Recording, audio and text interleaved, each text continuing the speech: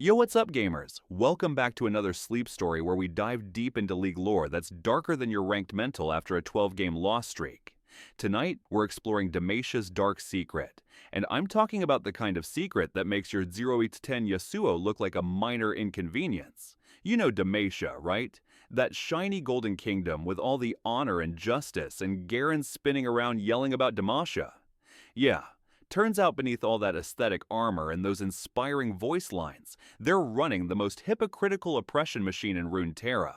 We're talking magical genocide, secret prisons, propaganda that would make any authoritarian regime jealous, and hypocrisy so thick you could build walls out of it. Oh wait, they literally did that. So real quick, if you're vibing with this, hit that like button. Subscribe if you actually want more of these deep dives into cursed lore. And drop a comment telling me your main, and whether you think Demacia's redeemable or completely doomed. I genuinely want to know what you think. No judgment here. We're all just trying to understand why Riot's writers decided to make everyone suffer. Now get comfortable. Dim those lights, maybe turn on a fan or some rain sounds. Grab some water because you're gonna need it. Put your phone on Do Not Disturb because trust me, you're about to pass out halfway through this video, and that's completely fine. That's literally the goal here. But before we get into it, let me ask you something. Have you ever wondered how Demacia, the Kingdom of Justice and Honor, ended up committing war crimes against its own citizens? Like, at what point did We Don't Want Another Rune Wars turn into Let's Imprison Children for Being Born Different? How does a kingdom built by refugees fleeing persecution become the most persecuting nation on the continent? Is it worse than your promo's mental? Probably. Did they hit harder than your top laner? Definitely. And how did nobody notice that their entire anti-magic kingdom is literally powered by magic? Like, did everyone just collectively agree not to think about it? And here's the real question. Could you survive even one day in Demacia as a mage, knowing that your own family might report you, that your friends would watch you get executed and call it justice, that the kingdom you love wants you dead for something you didn't choose? All right, congratulations. You've just spawned into Demacia. The year is sometime after the founding, before things went completely off the rails, but the system's already being built. You've got no flash, no wards, and your mental is about to get absolutely destroyed by what you're going to learn.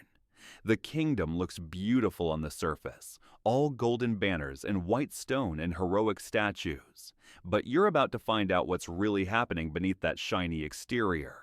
Welcome to the Kingdom of Light. Alright, so let's talk about Demacia. You know, that shiny golden kingdom everyone thinks is all honor and justice and wholesome Garen spin to win energy. Yeah, turns out it's basically the Runeterra equivalent of your teammate who spam pings everyone report jungle while they're 0-7 in lane. Because beneath all that glowing armor and those inspiring voice lines about valor, Demacia's got a secret darker than your match history after a tilt queue. We're talking systemic oppression, magical genocide, and a whole lot of do as I say, not as I do energy that would make even the most toxic iron player go, damn, that's kind of messed up. Picture this. You're walking through the capital city and everything looks perfect.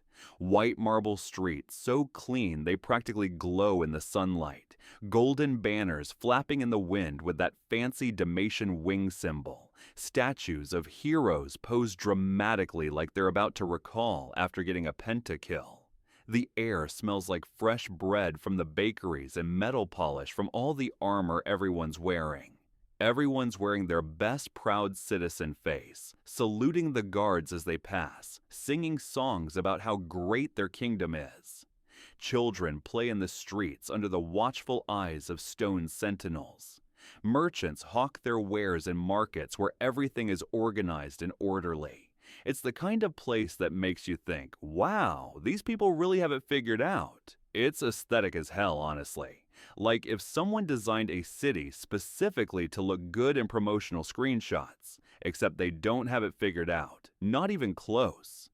Because underneath all that performative righteousness, beneath the gleaming surface and the patriotic speeches, Demacia is running the most elaborate gaslighting operation in Runeterra.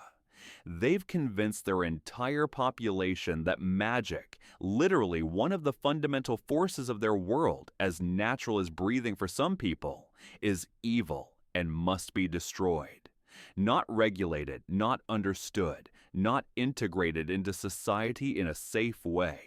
Destroyed, eliminated, purged like you're trying to delete a virus from your computer. And anyone born with it? Yeah, they're getting the full enemy of the state treatment. Hunted down, imprisoned, tortured, executed. It doesn't matter if you're a kid who can barely make a spark of light appear in your palm. Doesn't matter if you've never hurt anyone, never even wanted to use your magic. Doesn't matter if you didn't ask for this power. If you'd give anything to be normal. You've got magic. You're a threat, a danger to society, a monster wearing a human face. And Demacia doesn't negotiate with threats. They eliminate them. The really messed up part is how normalized it all is. This isn't some secret shadow government doing evil things in the dark. This is official policy written into law, celebrated as righteous and necessary. Citizens genuinely believe they're doing the right thing when they report their neighbors for suspicious activity. Parents genuinely think they're protecting their children when they teach them to fear and hate mages, when they tell them bedtime stories about evil sorcerers destroying innocent families. Soldiers genuinely feel heroic when they drag a terrified teenager away from their crying family and throw them in a cell for the crime of existing. It's systemic brainwashing on a level that would make any authoritarian regime jealous, and it's been going on for so long, generations upon generations, that most Demacians can't even imagine a world where it's wrong. They can't conceive of magic being anything other than evil, because that's the only narrative they've ever known. It's like being hard stuck in an elo and genuinely believing that it's everyone else's fault, that the system is working as intended, that you're actually doing great, and it's just your teammates holding you back. Except instead of ranked anxiety, it's systematic human rights violations. And the kingdom is so confident in its righteousness that it doesn't even hide what it's doing. The Petricite prisons aren't secret. The Mage Seeker raids aren't covert operations. The executions happen publicly, sometimes in town squares where people gather to watch like it's entertainment. Demacia does all of this openly, proudly, because they genuinely believe they're the good guys. That's what makes it so terrifying. Now here's where it gets absolutely unhinged. Imagine being born with magic in Demacia, not like choosing to play Yumi levels of bad decision-making. You literally didn't choose this. You didn't study magic, didn't seek it out, didn't make some kind of pact with dark forces. You're just born with the ability to do magic the same way some people are born with blue eyes or perfect pitch, and suddenly the entire kingdom wants you dead or locked up forever. It's like getting banned for scripting when you're actually just a faker smurf. You're being punished for something that's completely natural to you, something you can't help. The Mage Seekers, yeah, that's what they call themselves, which is already pretty ominous, are basically a government-sanctioned gank squad that hunts down anyone with even a hint of magical ability. We're talking door-to-door searches where they just show up at your house unannounced and demand to inspect everyone inside. Family members snitching on each other because the kingdom offers rewards for reporting mages, and because refusing to report is itself a crime. People disappearing in the middle of the night faster than your jungler when you ping for help, dragged from their beds in chains while their families watch helplessly. These guys have an entire infrastructure dedicated to finding mages that would make any surveillance state proud. They've got informant networks spread throughout every level of society. Your neighbor might be reporting on you, your coworker, your friend, even your family members.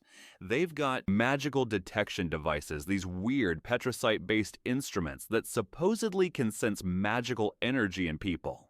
They even have specially trained dogs that can apparently smell magic, which honestly sounds completely made up but in Runeterra, where everything's already insane. Probably real. These dogs will sniff you, and if they bark, congratulations, you're under arrest. Doesn't matter if you've never used magic in your life. The dog barked, so clearly you're guilty. They'll show up at your house because your neighbor said they saw weird lights in your window one night. Never mind that it was probably just a lantern or the moon reflecting off something. Weird lights means magic. Magic means investigation. Investigation means you're probably going to jail. They'll test your kids during mandatory school inspections, making children put their hands on petricite stones and watching for reactions. If a kid flinches or seems uncomfortable, that's evidence. If they seem too comfortable, that's suspicious too. You literally can't win. They'll interrogate you if you happen to be standing too close to someone else who got accused of being a mage. Guilt by association is a real thing in Demacia. If your friend turns out to be a mage, you must have known, must have been hiding them, must be sympathetic to their cause. And the standards for what counts as evidence of magic are so absurdly low that basically anyone can get reported for anything at any time. Sneezed and a candle went out? Magic. Had a weird dream you mentioned to someone? Prophetic magic. Your crops grew slightly better than your neighbors? Definitely using growth magic, straight to jail. You're exceptionally good at something, talented beyond what seems normal? Suspicious. Must be magical enhancement. The mage seekers operate with total immunity from normal law. They answer directly to the crown and have zero accountability for their actions. If they decide you're a mage, you're a mage.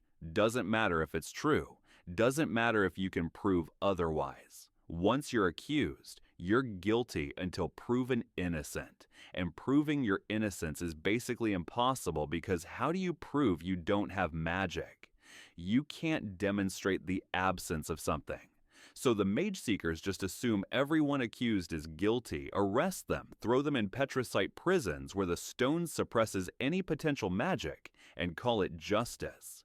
If you die during interrogation, well, you were resisting arrest. If you go mad from the isolation and torture, proof that magic corrupts the mind. If you confess under duress. See, we knew you were guilty all along. It's a system designed not just to catch mages, but to keep the entire population living in constant fear.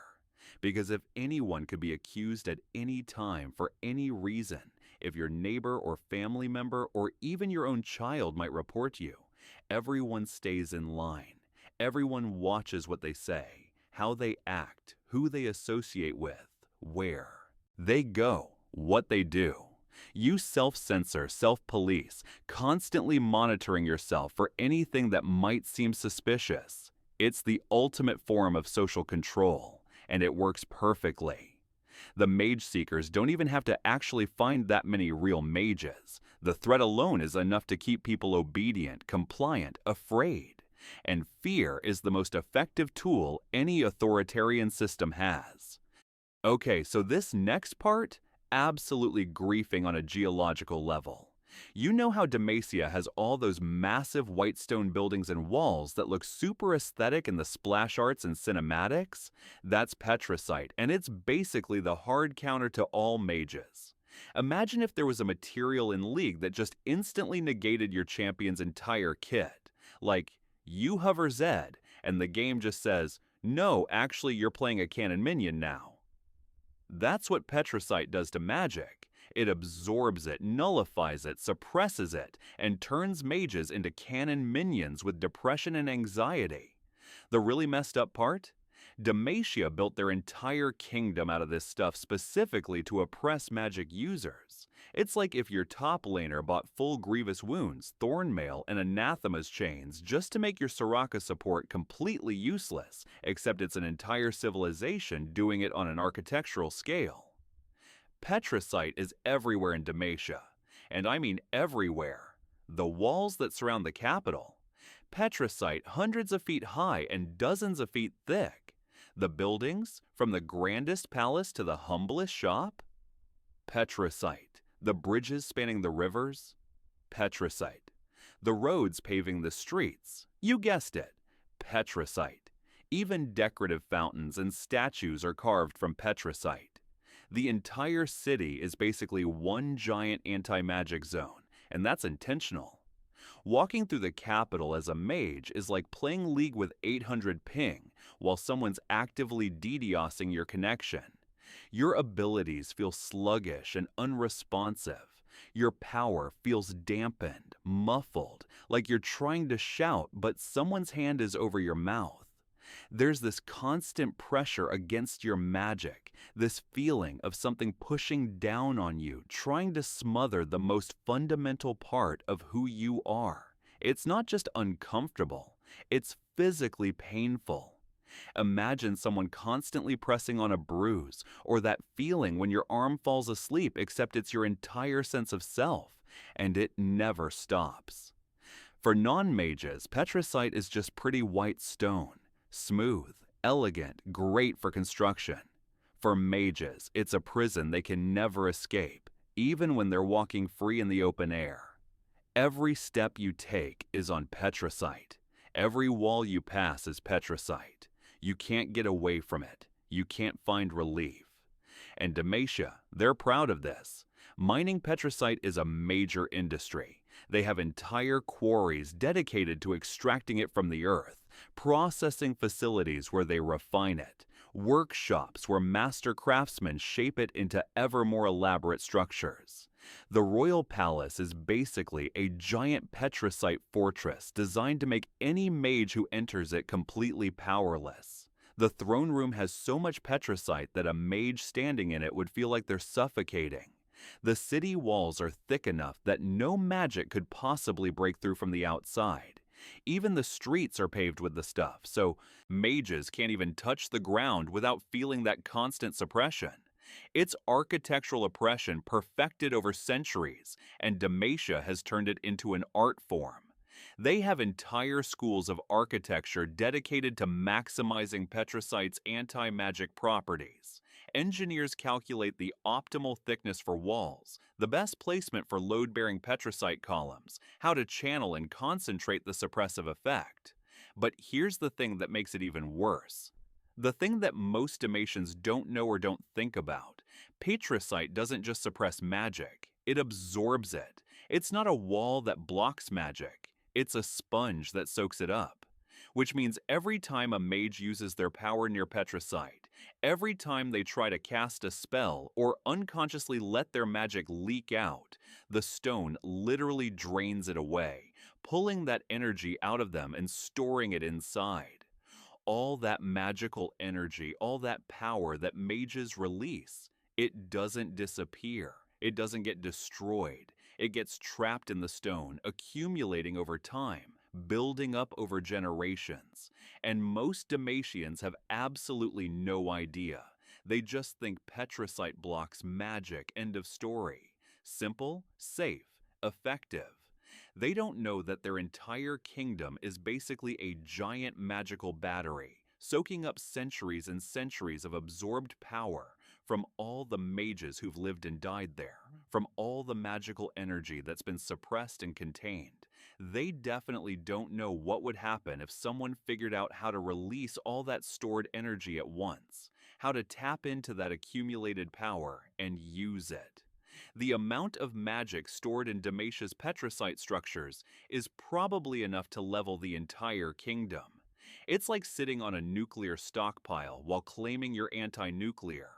But someone did figure it out. Someone spent 15 years chained in petricite with nothing to do but study it, understand it, learn its secrets. We'll get to him in a second, but spoiler alert. Demacia's greatest weapon against mages became a mage's greatest weapon against Demacia.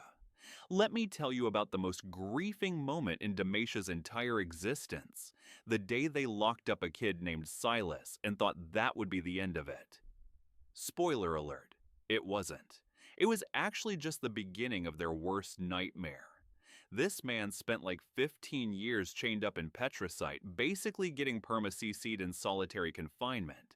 And instead of breaking him the way they expected, the way it breaks everyone else, it just made him really, really good at stealing your ultimate. Yeah, that's his whole thing now in-game, and there's a reason for that. He figured out how to not just resist Petrosite, but use it, absorb magic from it, and then yoink everyone else's power like he's playing URF mode in real life with no cooldowns and infinite resources. The kingdom really thought they could just lock him up and forget about him, bury him so deep nobody would even remember his name. That's like thinking you can ignore the 10-0 Darius in the side lane while you chase kills mid. Spoiler, you can't. That Darius is going to take your entire base while you're not looking. Silas wasn't always a revolutionary. He didn't start out as this chain-wielding, magic-stealing icon of rebellion. He started out as just a kid who could sense magic in other people, born with this weird ability to detect magical energy, and the Mage Seekers actually used him. Yeah, you heard that right. Demacia, the kingdom that throws literal children into prison for having magic, found a child with magical abilities, and instead of giving him the standard treatment, arrest, imprisonment, probably execution, they decided he was useful. So they trained him, weaponized him, turned him into their little magic-detecting bloodhound. They gave him special treatment, made him feel important, convinced him he was different from the other mages. He wasn't dangerous like them. He was helpful. One of the good ones. For years, Silas helped the Mage Seekers hunt down other mages. He'd walk into a room and immediately sense who had magic, point them out, and watch as they got dragged away screaming and begging. And he did it because he thought he was helping. Because the Mage Seekers told him he was protecting people from dangerous magic users. Because he genuinely believed that Demacia was good, that the Mage Seekers were heroes, that mages were threats that needed to be contained. He bought into the propaganda completely. Can you imagine? This kid spent his childhood betraying people just like him, people who were born with something they couldn't control, people who were just trying to survive. He'd look them in the eyes as the Mage Seekers arrested them, and he'd feel proud of himself, proud that he'd helped, proud that he was serving Demacia. It's the most tragic case of Stockholm Syndrome in Runeterra, a child so thoroughly manipulated by his captors that he became their weapon against his own kind. But then something happened that shattered that illusion completely. Silas got sent to find a mage who turned out to be just this scared old grandfather who'd hidden his magic his entire life. The man had lived for 70 years without ever using his power, without ever hurting anyone, just quietly existing and trying not to get noticed. He'd raised a family, run a small business, been a good neighbor and a kind person, and when Silas found him, when the old man realized what was happening, he begged. He got down on his knees and begged Silas not to turn him in. Tried to explain that he'd never hurt anyone, that he just wanted to live in peace, that he'd spent his whole life being exactly the kind of citizen Demacia wanted, and Silas reported him anyway, because that's what he'd been trained to do. The Mage Seekers arrested the old man, and they didn't care about his clean record or his age or his desperate pleas. They executed him. Right there, in the street in front of Silas. Just killed him like he was nothing, like his 70 years of peaceful existence meant nothing compared to the crime of being born with magic. And something in Silas broke, just completely shattered. He realized in that moment that everyone he'd helped capture, everyone he'd condemned, all those people whose lives he'd destroyed, they weren't monsters. They were just people. People like that grandfather. People like him. And Demacia was murdering them, not protecting society from dangerous criminals, just murdering innocent people for the crime of being different. So Silas snapped. His magic, which he'd always kept carefully controlled and directed toward helping the Mage Seekers, exploded out of him in a wave of pure rage and grief and horror. It killed several Mage Seekers instantly, just obliterated them. And the kingdom's response? Did they stop and think about what they'd done? About what had driven their loyal servant to this? No. They labeled him a traitor and a murderer. They arrested him, charged him with crimes against Demacia, and threw him in the deepest, darkest cell they had. They wrapped him in petricite chains so heavy he could barely move. They locked him in a room made entirely of petricite, so small he couldn't even stand up fully, and they left him there to rot. 15 years, alone in the absolute darkness with no light source at all, no sunlight, no candles, nothing, just endless black. No conversation, no human contact except when guards shoved food through a slot in the door. No hope of rescue or release or even execution. They wanted him to suffer indefinitely. Just endless silence broken only by his own breathings and the rattle of his chains when he moved. The constant pressure of petricite draining his power, making him feel weak and sick and hollow. Most people would have gone completely insane within months. The isolation alone would break someone, but combined with the physical torture of the petricite chains and the psychological torture of knowing he'd never escape, it should have destroyed him utterly. Silas, he got creative, he got patient, he got angry. Because here's the thing about being chained in anti-magic stone for 15 years with absolutely nothing else to occupy your mind. You get really, really familiar with how it works. You notice things, you feel things, you learn. And Silas discovered something nobody else had, something the Demacians, with all their petricite architecture and engineering, had never realized. Petricite doesn't just suppress magic, it stores it. All that magical energy it absorbs doesn't disappear. It accumulates inside the stone, building up over time. And if you're patient enough, if you're desperate enough, if you're willing to spend years slowly teasing out those secrets, you can learn to pull that magic back out. You can learn to use the very chains meant to imprison you as a weapon. All right, so let's rewind to the beginning. Way before all the Mage Seeker nonsense and petricite prisons and systematic oppression. Demacia wasn't always this uptight kingdom of magic haters. Way back in the day, it was founded by people literally running away from the Rune Wars, which, if you don't know, was basically the biggest int in Runeterra history. Like, imagine the worst ranked game you've ever played, the most catastrophic team diff, the most brutal stomp, and then multiply that by apocalypse. Mages were out there throwing hands with reality-bending magic, using power that could reshape continents and tear holes in the fabric of space and time. Entire civilizations got deleted from existence.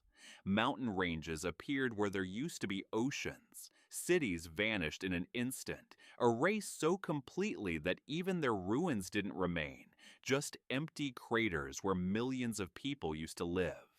And everyone who survived, everyone who watched their world literally end around them was like, yeah, okay, maybe magic is the problem here.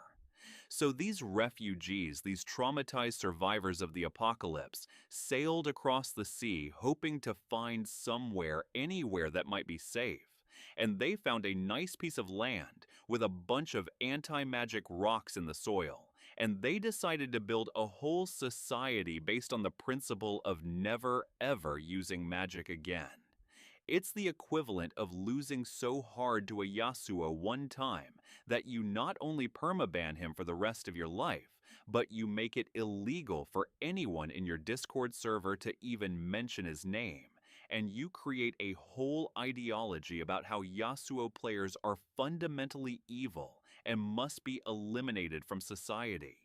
The Rune Wars were genuinely apocalyptic in a way that's hard to even comprehend. We're talking reality-warping magic battles that made the laws of physics cry. Mages throwing around power that could literally end the world. And they were doing it over petty disputes, political conflicts, resources, the normal reasons humans fight wars except with the power to destroy all of creation. Entire continents got reshaped. The map of Runeterra before the Rune Wars looks nothing like the current map because so much got destroyed and rebuilt and transformed. Mountains appeared where there used to be fertile plains. Oceans filled in where there used to be land.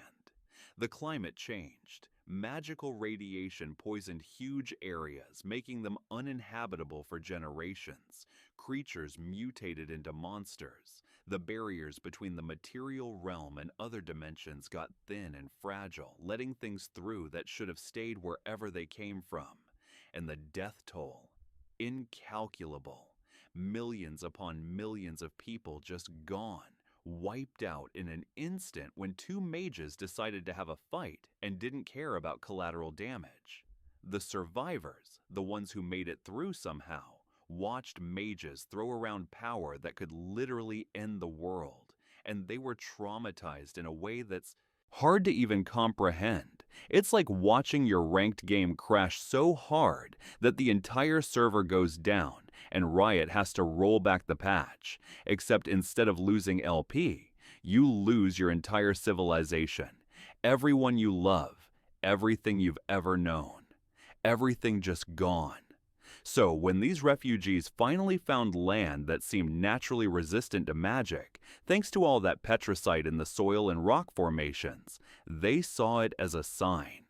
Divine providence, a gift from Kale herself, giving them a chance to build something new, something safe, something where magic could never hurt them again. And honestly, you can kind of understand where they were coming from. If you'd watched magic destroy everything you loved, if you'd seen what unchecked magical power could do, if you'd survived the literal apocalypse caused by mages being irresponsible with forces they couldn't fully control, you'd probably be pretty anti-magic too.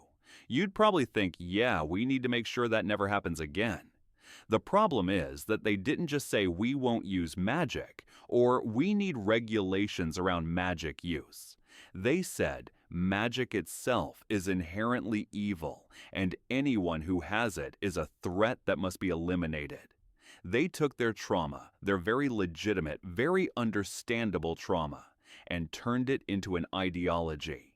And that ideology became law. And that law became the foundation of their entire society, the bedrock principle that everything else was built on. Generations passed. The people who actually remembered the Rune Wars, who had actually witnessed the destruction firsthand, died of old age. Their children, who'd heard the stories but hadn't experienced it themselves, died. Their grandchildren died. And eventually, you had Demacians who'd never even seen the kind of destructive magic their ancestors feared, who had no personal experience with magical catastrophe, but they still believed magic was evil because that's what they'd been taught. It became dogma, accepted without question. It's like when your parents tell you not to do something dangerous, but over time people forget why the rule exists. They just know you're not supposed to do it. Except instead of don't run with scissors or look both ways before crossing the street, it's magic users deserve to be imprisoned, tortured, and executed. The founding of Demacia was supposed to be about safety and survival, about building a place where people could live without fear of magical destruction. And for the first generation, that's probably what it was. But somewhere along the way, it turned into something else. Something darker, something that had less to do with protecting people and more to do with controlling them, maintaining power, enforcing conformity. The trauma became tradition, tradition became law, law became oppression, and oppression became so normalized that people forgot it was oppression at all. Now here's where it gets weird, where the manipulation really kicks into high gear.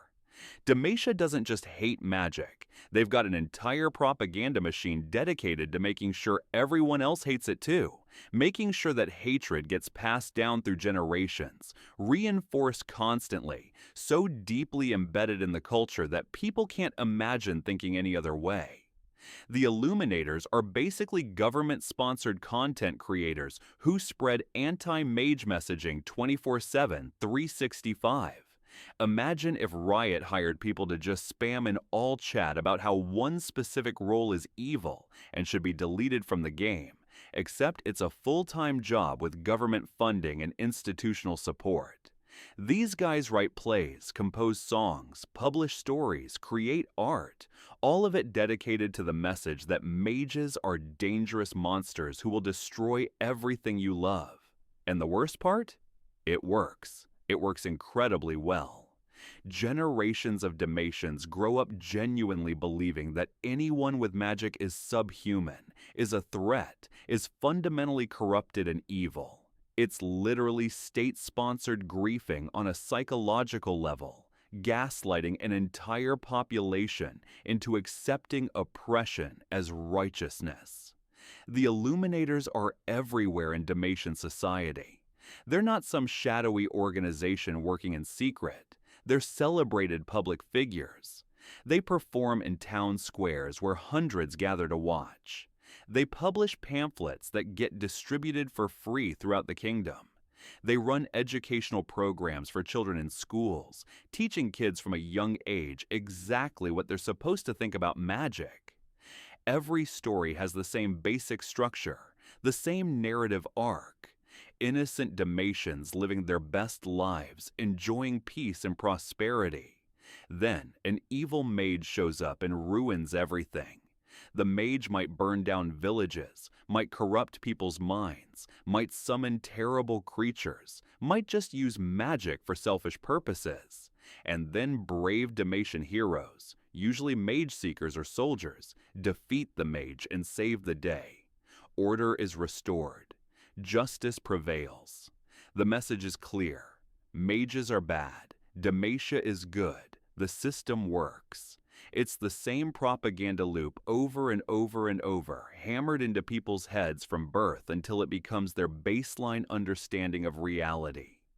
By the time a Demacian kid is old enough to think critically, to question what they've been taught, they've already internalized the message so deeply that questioning it feels wrong, feels dangerous, feels like betraying everything they know. The Illuminators don't even have to be subtle about it. They're not trying to trick anyone or hide their agenda. They openly, proudly admit that their job is to educate the public about the dangers of magic and preserve Demacian values for future generations. And the public eats it up because it confirms everything they already believe, because it makes them feel safe and righteous, because it gives them an easy answer to complex problems.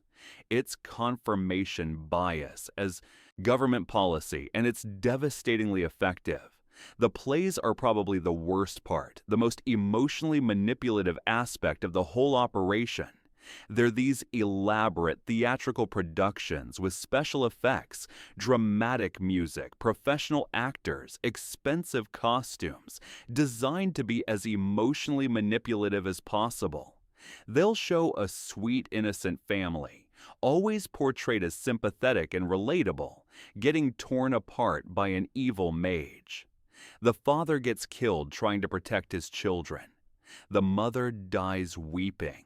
The kids are left orphaned and traumatized, and the audience watching will literally cry, will feel genuine emotional pain for these fictional characters.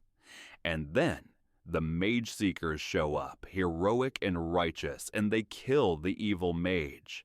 They deliver justice, and the audience cheers. They celebrate. They feel catharsis and satisfaction.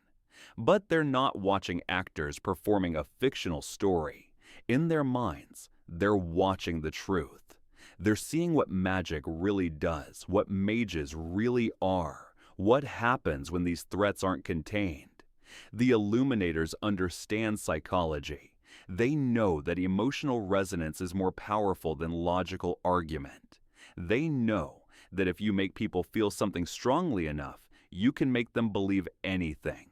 They know that stories stick in human minds better than facts or statistics. So they craft these narratives specifically to trigger fear and hatred, to create emotional associations between magic and suffering, to make people react viscerally rather than think critically. And it works. Generation after generation, Demacians grow up with these stories shaping their understanding of the world. And the thing is, most Illuminators probably think they're doing good. They're not cackling villains who know they're evil. They believe their own propaganda. They genuinely think they're protecting society by demonizing mages, that they're preventing another rune wars by keeping anti-mage sentiment strong. They're true believers, which makes them even more dangerous because you can't just expose them as liars. They're not lying. They're just so deeply indoctrinated themselves that they can't see the harm they're causing. It's the kind of systemic manipulation that's almost impossible to break because everyone involved thinks they're the hero of the story. Congratulations, you've just unlocked the most tragic closeted mage story in all of Runeterra, and it's going to hurt. Lux. Yeah, the cheerful light mage you spam laugh with in ARAM, the one with all the bright colorful skins and the bubbly personality, is actually living a double life more stressful than playing ranked while your parents are arguing in the next room, except the stakes are way higher than LP. She's part of the most prestigious noble family in Demacia, the Crown Guards. Her brother is literally the face of Demacian military propaganda, the perfect soldier who represents everything the kingdom stands for.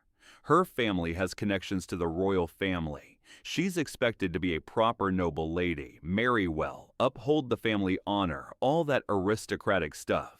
And she's got light magic powers that she has to hide every single day or face execution.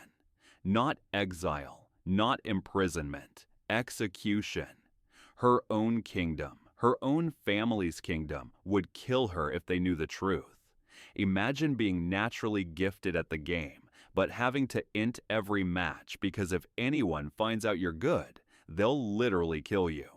That's Lux's entire existence. She's out here binding enemies in light, throwing out final sparks, building full AP and laughing at people in ARAM, while simultaneously having a mental breakdown about whether her own kingdom would murder her if they knew the truth about what she is. Lux didn't ask for magic. She didn't study it, didn't seek it out, didn't make some kind of deal with dark forces. She was just born with it, the same way some people are born left-handed or with perfect pitch or with naturally curly hair. When she was a kid, she'd make little lights dance in her hands when she was happy, create rainbows in the air when she laughed, make everything around her glow softly when she felt safe and content. It was innocent and beautiful and completely, utterly illegal. Her parents figured it out pretty quickly. You can't really hide glowing hands from the people who live with you, and they faced a choice. Turn in their daughter to the Mage Seekers and watch her get imprisoned or executed, or hide it, protect her, keep the secret, and they chose to hide it, which was its own kind of betrayal, because it meant they absolutely knew that what Demacia does to mages is wrong. They knew that their daughter wasn't a threat or a monster, but they didn't speak up, didn't try to change the system. They just protected their own while staying silent about all the other mages being persecuted. They made Lux promise never to speak about her magic, never to use it, never to let anyone see. And Lux, being a good daughter who loved her family and her kingdom, learned to bury the most fundamental part of herself so deep that sometimes even she could almost forget it was there. Almost. But magic doesn't just go away because you ignore it, because you pretend it's not real. It builds up inside you like pressure in a sealed container. It needs release. It's part of who you are, and denying it is like trying not to breathe. You can do it for a while, but eventually you'll gasp for air or suffocate. So Lux has to sneak out at night, has to find abandoned places where nobody will see her, isolated fields or forests far from the city, and just let her power out before it explodes. She'll light up entire meadows with brilliant radiance, create displays of light so beautiful they'd take your breath away, just for a few minutes, just enough to take the pressure off and feel like herself again. And then she'll suppress it again, lock it back, down into that tiny box deep inside, and go home to play the role of perfect Demacian noble. Act like everything's fine, act like she's normal. The stress is unimaginable, the kind of psychological pressure that would break most people.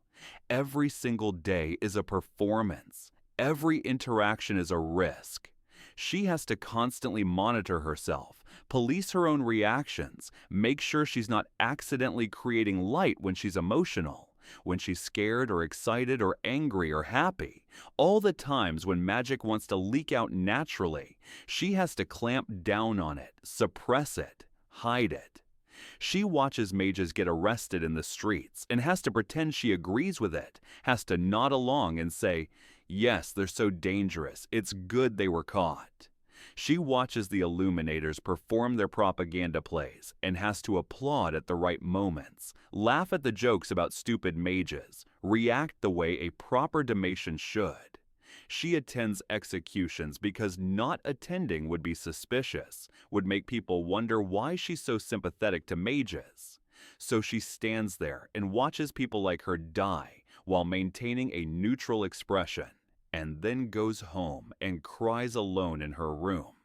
Because if she speaks up, someone might wonder why she cares so much. Someone might start asking questions. And if they start wondering, they might start investigating.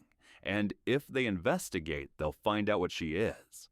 Her brother Garen is simultaneously the best and worst part of her life.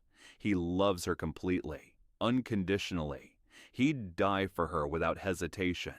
He genuinely thinks she's the best person in the world, the kindest, the brightest, everything good about Demacia. They're incredibly close. They trust each other with everything.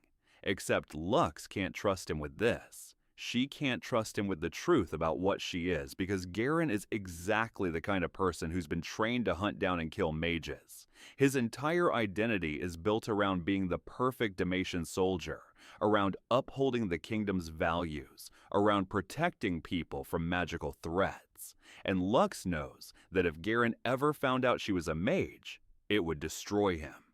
He'd have to choose between his sister, the person he loves most in the world, and his duty, his beliefs, everything he's built his life around. Would he choose her? Would his love be strong enough to overcome his indoctrination? Or would he turn her in? Would he believe that imprisoning or executing her was the right thing to do? And Lux isn't sure. She's pretty sure she doesn't want to find out, so she hides it from him, lies to the one person she's closest to, lives with the constant fear that he might discover the truth and hate her for it. Let me introduce you to the most cringe organization in Demacia, the group that makes even the most toxic ranked players look reasonable by comparison, the Mage Seekers. These guys make their entire career out of hunting down people with magic, and they're about as reasonable as a Draven main who just lost lane to Yuumi ADC, and is now running it down while flaming everyone in all chat. They've got special training specifically designed to identify and capture mages. They've got anti-magic weapons forged from petricite that hurt mages more than they hurt normal people. They've got absolutely zero chill, zero mercy, zero capacity for nuance or understanding. The Mage Seekers will literally break into your house at 3 in the morning with a whole squad, test your kids for magic using their detection devices, and drag away anyone who shows even the slightest hint of magical ability. And the really messed up part? The truly disturbing thing about the Mage Seekers? Most of them genuinely think they're the good guys. They're not even trolling. They're not doing this because they're sadists who enjoy causing pain, though some of them probably are. They actually believe that torturing and imprisoning mages is protecting Demacia, that they're heroes keeping society safe from a terrible threat. It's like being so convinced that your build is right that you flame your entire team for suggesting literally anything else, and then you report them all for griefing when they don't follow your calls, genuinely believing you're in the right. The Mage Seeker Order started out small, just a handful of guards tasked with dealing with magical threats back in Demacia's early days. But over the generations, they grew, and grew, and grew. Now they're basically a parallel government with their own hierarchy separate from the normal military, their own funding that comes directly from the crown, their own prisons that operate outside normal legal oversight, and their own laws that supersede regular Demacian law when it comes to magic-related offenses. They answer only to the crown, and even that's questionable sometimes because they've accumulated so much power and influence that even kings are hesitant to challenge them. They've got so much power that even nobles are afraid of them, because it doesn't matter how rich you are or how important your family is or how many connections you have. If the Mage Seekers decide you're hiding a mage, you're going down. They'll arrest you, seize your property, interrogate your entire household, and there's nothing you can do about it. No lawyer will defend you because defending someone accused of harboring mages is itself suspicious. No judge will rule in your favor because the Mage Seeker's word is basically law. No amount of money or influence will save you once you're in their sights. They've perfected the art of fear, turned it into a science. Random inspections where they just show up unannounced at homes, businesses, schools, anywhere. Midnight raids where they smash down doors and drag people from their beds. Public arrests conducted in broad daylight in crowded areas specifically so everyone can see. Public interrogations where they accuse people of harboring mages and force them to confess or name others. It's all designed to keep the population paranoid and compliant. The Mage Seekers want you to know they could come for you at any time, for any reason, based on the flimsiest evidence or even no evidence at all, and there's nothing you can do to stop them. They've created a culture where everyone's watching everyone else, where neighbors report neighbors for suspicious behavior, where parents report their own children rather than risk being accused of hiding a mage. Because if you don't report a mage and someone else does, you're guilty too. You're an accomplice. You are hiding them, protecting them. You could end up in the same cell, facing the same torture, the same execution. So people report each other preemptively, just to be safe, just to prove they're loyal Demacians who would never harbor magical threats. The Mage Seekers use torture. They'll call it enhanced interrogation techniques or necessary measures to ensure public safety. But it's torture. They'll chain suspected mages in Petricite and keep them there until they confess. Doesn't matter if you actually have magic or not, they'll torture you until you say you do, and then use that confession as proof that you were guilty all along. They've got mages who they've turned, people like Silas used to be, who helped them detect magic in others. These turned mages are promised better treatment, lighter sentences, maybe even eventual freedom if they cooperate. And some of them do cooperate out of desperation, out of a desire to survive, out of hope that maybe if they help catch other mages, they'll be spared. It's the ultimate betrayal, forcing victims to victimize others. They've got informant networks throughout the kingdom, thousands of paid informants who report anything suspicious. Your neighbor who seems a little too interested in your daily routine might be on the Mage Seeker payroll. Your coworker who asks odd questions might be gathering intelligence. Even street beggars sometimes work as informants, watching and listening and reporting back. They've got weapons specifically designed to hurt mages more than normal people. Petricite blades and chains that burn magical flesh, devices that amplify the suppressive effect of petricite to cause excruciating pain. They're equipped, organized, well-funded, and completely convinced of their own righteousness. And that last part is what makes them truly dangerous. Because they're not sadists doing this for fun. They're not corrupt officials abusing power for personal gain. Though some individuals certainly are both those things. The organization as a whole genuinely believes they're heroes. They think they're protecting innocent people from dangerous threats. They think mages are corrupted, evil, fundamentally wrong. So they have no moral qualms about anything they do, no guilt, no doubt. They sleep soundly at night knowing they tortured someone today because in their minds, that person deserved it. That person was a threat, and eliminating threats is heroic. Okay, so this next part is absolutely unhinged on a cosmic level, the kind of thing that makes you question everything about Demacia's entire founding mythology. Demacia was literally founded under the protection of Kale, an aspect of justice who wielded flaming swords and divine judgment, who was supposedly this perfect being of righteous law and order. She was their protector, their divine champion, the symbol of everything Demacia claimed to aspire to. Stories say she personally blessed the founding of the kingdom, that she fought alongside the first Demacians against threats, that she established the principles of law and justice that the kingdom still claims to follow. She was basically Demacia's patron deity, their celestial guardian, proof that they had divine favor. And then she just left, dipped, pieced out, ghosted the entire kingdom without explanation or warning. Just looked at Demacia one day and was like, yeah, this is too toxic for me, I'm out. It's the equivalent of your duo partner who you've been playing with for years suddenly unfriending you mid-season because you've become too hard stuck to carry, too toxic to deal with, too far gone to save. Kaylee literally ascended beyond mortality and decided that dealing with Demacia's problems wasn't worth her time anymore. And the kingdom still worships her like she's coming back, like she's still watching over them, like she still cares. Spoiler alert, she's not coming back.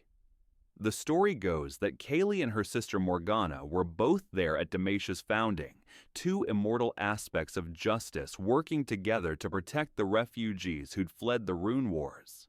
Kaylee was all about absolute law, perfect order, divine judgment without mercy or exception.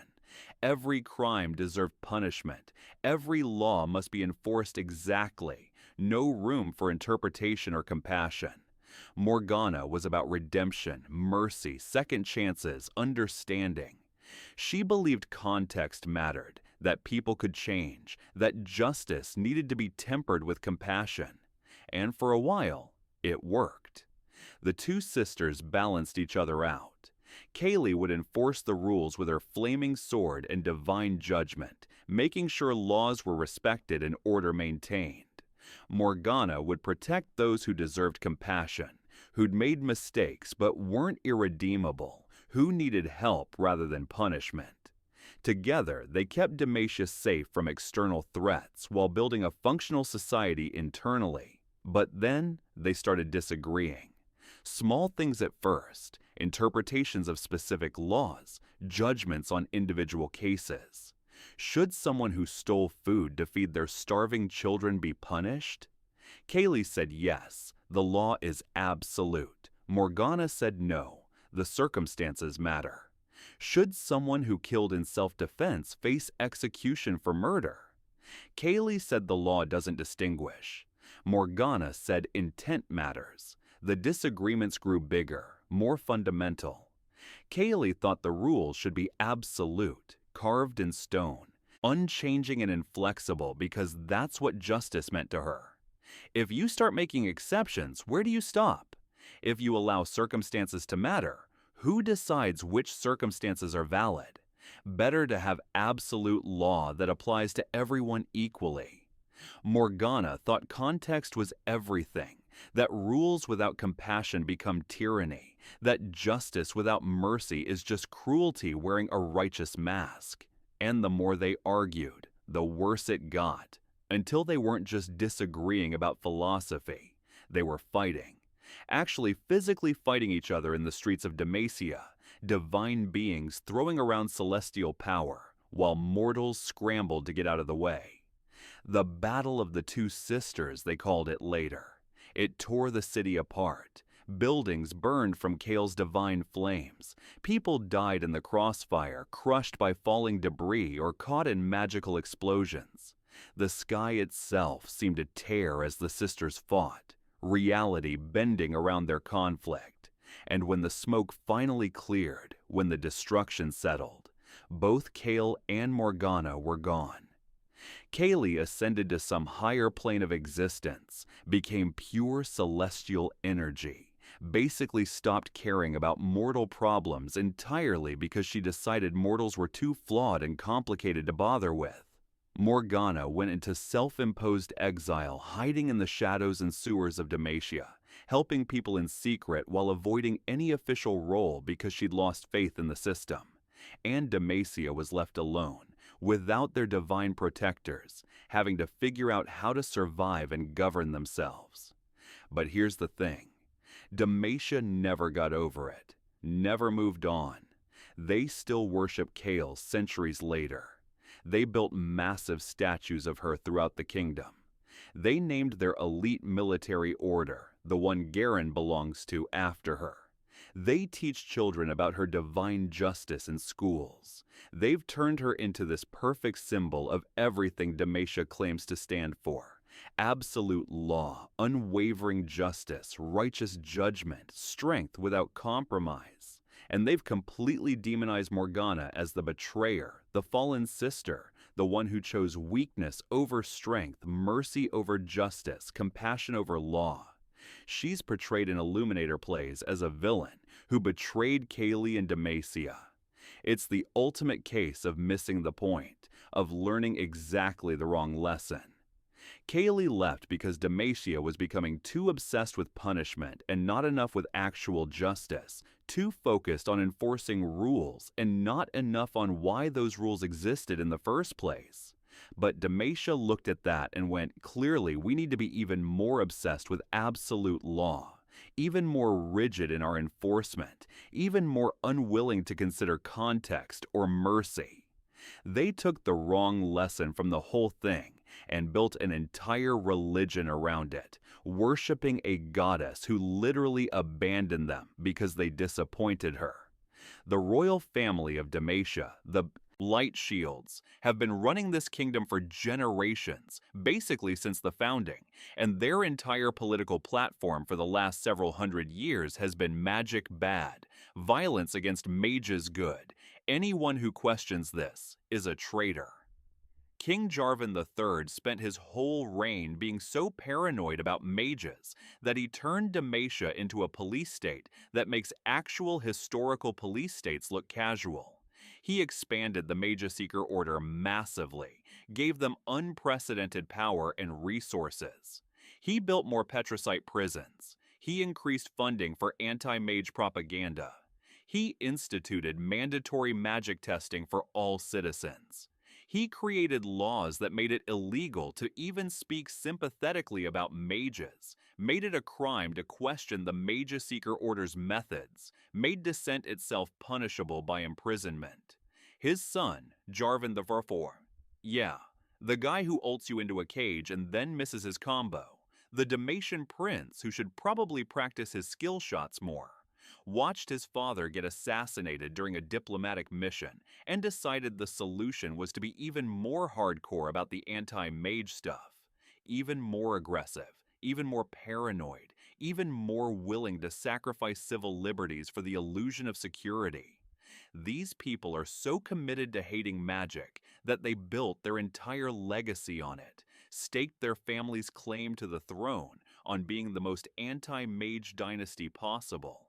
It's like if your entire ranked climb was based on one tricking a champion, and then that champion got deleted from the game, but you just kept insisting they still existed and that you're still climbing with them out of pure stubbornness and refusal to adapt. The Light Shield dynasty has ruled Demacia since basically the beginning, and they've maintained power partly through genuine competence as leaders, partly through their connection to Kale's blessing in the founding mythology, and partly by being the hardest hardliners on the anti-mage stance. Any time a ruler tried to soften the laws even slightly, tried to show mercy to mages, tried to question whether maybe the persecution had gone too far, they'd get accused of being weak, of betraying Demacian values, of putting the kingdom at risk, of being possibly sympathetic to mages themselves, which is almost as bad as being a mage. So every generation, the kings have had to prove they're tough on magic. They've had to out-extremist the extremists just to keep their thrones secure, just to prevent rebellions or coups from hardliners who think they're too soft. It's a race to the bottom, where each ruler has to be worse than the last, has to be more brutal, more uncompromising, more willing to persecute innocent people to prove their loyalty to Demacian ideology. Jarvan III was a paranoid mess by the end of his reign, genuinely unstable in ways that worried even his closest advisors. He saw mage conspiracies everywhere, every setback, every problem, every bit of bad luck. He'd blame it on mages secretly sabotaging Demacia. Crop failure? Mages must have cursed the fields. Disease outbreak, mages spreading plague. Diplomatic tensions with other nations, mages manipulating foreign leaders. He expanded the Mage Seeker Order massively, doubling their funding and their authority. He increased funding for anti-mage propaganda, commissioned more Illuminator plays and publications. He built more Petricite prisons to house all the mages being arrested. He was convinced that mages were planning to destroy Demacia from within, that they had infiltrators in every level of society, that the only solution was complete vigilance and zero tolerance for even the slightest hint of magical sympathy. And then he got killed, assassinated during a peace summit with Noxus. The whole thing was a setup, a trap, an ambush. Jarvan III and his delegation were slaughtered, cut down by Noxian soldiers while trying to negotiate peace. Some people immediately blamed mages for it, obviously, because Demacia blames mages for everything. There were conspiracy theories that mages had manipulated Noxus into attacking, that mages had secretly wanted Jarvan III dead because he was so effective at hunting them. But the truth is way more complicated and honestly more tragic. The king's paranoia had made Demacia increasingly unstable and unpredictable, made them difficult allies and dangerous enemies. His obsession with internal threats made him neglect external ones. His policies had created so much internal tension that Demacia was vulnerable in ways it hadn't been in generations. And unstable kingdoms make easy targets. His son, Jarvan IV, was there when it happened. He watched his father die, watched the Demacian delegation get butchered, barely escaped with his own life thanks to Xin Zhao's protection. And that kind of trauma? Watching your father get murdered in front of you while you're helpless to stop it? It doesn't make you more reasonable. It doesn't make you question the policies that led to this. It makes you double down, makes you angrier, more determined, more convinced that you need to be stronger and harsher because anything less would be betraying your father's memory. So Jarvan IV came back to Demacia, grieving and traumatized, took the throne, and decided that his father hadn't been hard enough on threats, that Demacia needed to be stronger, more vigilant, more willing to do whatever it takes to survive. The Mage Seekers loved him for it. They finally had a king who would give them everything they wanted, who wouldn't question their methods or limit their authority. The military loved him because he was one of them, a warrior king who understood combat and respected soldiers. The hardliners loved him because he represented their ideology perfectly, and Demacia spiraled even further into authoritarianism, even deeper into oppression, because the young king thought that was strength, when really it was just trauma expressing itself as policy. Now here's where Demacia's hypocrisy gets really spicy, where the contradictions in their entire ideology become impossible to ignore if you're actually paying attention. You know those giant stone gargoyle things that protect Demacia?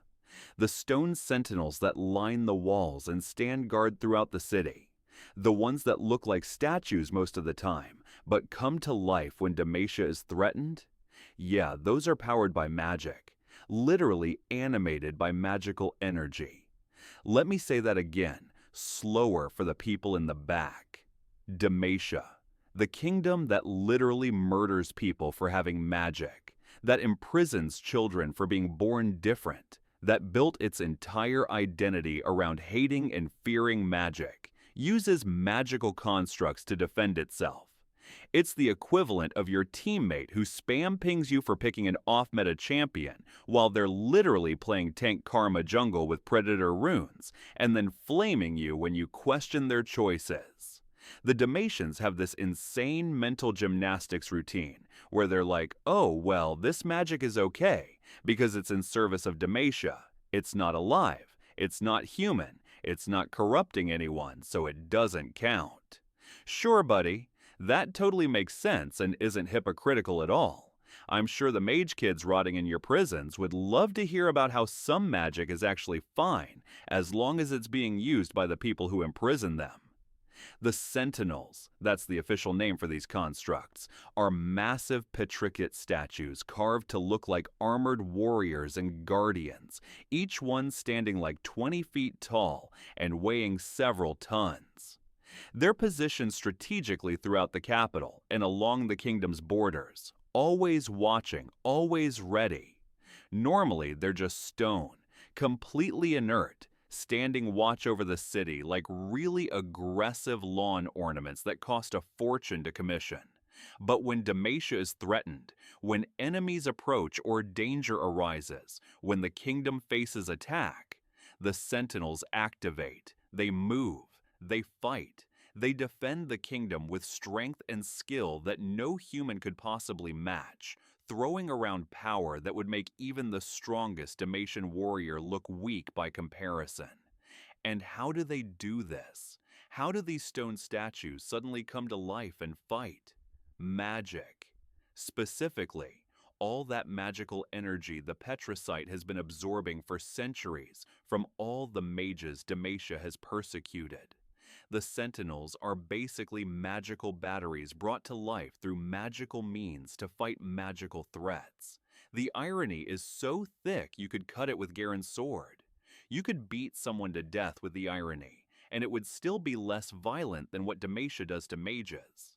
The official explanation, the one taught in schools and repeated by apologists, is that the Sentinels aren't really magic because they're not corrupted magic or destructive magic or uncontrolled magic. They're pure and protective magic that serves Demacia's righteous cause, which is absolute nonsense, complete and utter garbage logic, and everyone knows it deep down.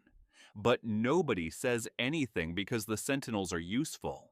They've saved Demacia countless times. They fought off invasions from Noxus. They defended against monster attacks from the wilderness. They're arguably the kingdom's best defense, maybe the only thing that's kept Demacia independent against larger, more aggressive neighbors. So everyone just collectively agrees not to think too hard about the obvious hypocrisy. It's like when your team is winning, so you don't mention that your jungler is clearly boosted and has no idea what they're doing. Some things are better left unsaid when the results are good. But here's what makes it even worse. What pushes it from regular hypocrisy to absolutely unforgivable? The magic that powers the Sentinels came from mages, from actual people. All those people Demacia imprisoned and executed over the centuries, all that magical energy they released when they died, or when they fought against their captors, or when they tried to use their magic in desperation. The Petricite absorbed it all. Every mage who ever suffered in Demacia, whoever had their power suppressed and drained, whoever died in those prisons, their energy is in there, trapped in the stone, and now it's being used to defend the very kingdom that killed them. The Sentinels are literally powered by the stolen life force of the people Demacia oppressed. They're monuments to hypocrisy, animated by the very thing Demacia claims to hate, built from the suffering of those the kingdom destroyed. It's like taking someone's organs after you murdered them, and then using those organs to save the life of your own family, while still insisting that killing that person was righteous and necessary. And nobody talks about it. Nobody even thinks about it. It's not part of the official history. The Illuminators don't mention it in their plays. The history books gloss over it. Because acknowledging that would mean acknowledging that Demacia's entire moral framework is built on lies, that their ideology is fundamentally contradictory, that they're no better than the mages they persecute. Actually worse, because at least mages don't pretend to be something they're not. Let's talk about Garen, the human equivalent of a trust the system motivational poster, the kind of guy who would main one champion for 10 years and never question whether it's still viable. This man is so deep in the Demacian Kool-Aid that he doesn't even realize his own sister is a mage, can't see the obvious signs even though she's literally glowing sometimes. He's spent his entire life training to be the perfect soldier, spinning to win, building full tank every game, and genuinely believing that Demacia is this flawless bastion of justice and righteousness. Meanwhile, his kingdom is literally committing magical genocide in the background, running concentration camps for mages, torturing children for being born different, and he's just out here executing villains and yelling about honor and duty. It's like being the one positive player on a team that's spam pinging each other and running it down mid while flaming in all chat, completely oblivious to the fact that everything is on fire around you. Garen's a good guy, like genuinely, sincerely a good person with noble intentions, but he's so thoroughly indoctrinated, so completely brainwashed by the system, that he can't see how messed up his own nation is. He can't recognize oppression even when it's happening right in front of him, because he's been taught that it's justice. Garen was born into one of Demacia's most prestigious families, the Crown Guards, a noble house with deep connections to the military and the royal family. He was raised to be a warrior from birth, literally from the moment he could walk. He didn't play with toys as a kid. He trained with wooden swords. He didn't have bedtime stories about adventure and wonder. He had lessons about Demacian history, military tactics, famous battles where Demacian heroes triumphed over evil. His entire childhood was preparation for the moment he'd join the dauntless vanguard and serve his kingdom. And he loved it. He genuinely, wholeheartedly bought into all of it. The honor, the duty, the sacrifice, the glory of serving something larger than yourself. It all made perfect sense to him. Demacia was good, their enemies were evil, and his job was to protect the innocent and uphold justice. Simple, clear, satisfying. He never had to question it, because questioning would mean admitting that everything he believes, everything he's built his identity around, might be wrong. And Garen's not built for that kind of cognitive dissonance.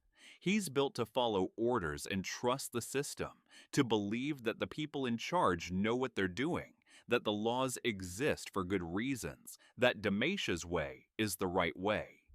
The really tragic part is that Garen has seen things that should have made him question Demacia, things that should have planted seeds of doubt. He's watched the Mage Seekers drag away kids who were clearly terrified and harmless, children crying for their parents while being thrown into cages. He's heard the screams coming.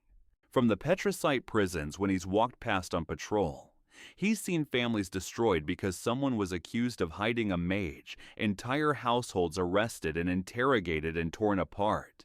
He's seen innocent people executed based on flimsy evidence or false accusations.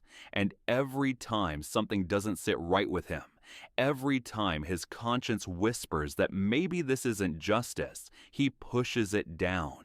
He tells himself that the mage seekers know what they're doing, that they have evidence he doesn't see, that the laws exist for a reason.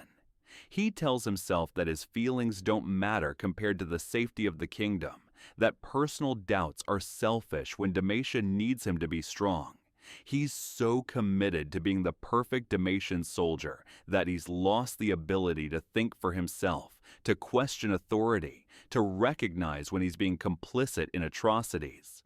And the absolute worst part, the thing that makes this whole situation unbearably tragic, he has no idea his sister is exactly the kind of person he's sworn to hunt down and eliminate. Lux has hidden her magic so well, performed her role so perfectly, that even Garen, who loves her more than anything in the world, who's known her his entire life, who would die for her without hesitation, doesn't suspect. And if he ever found out, if he ever learned the truth about what she is, it would absolutely destroy him.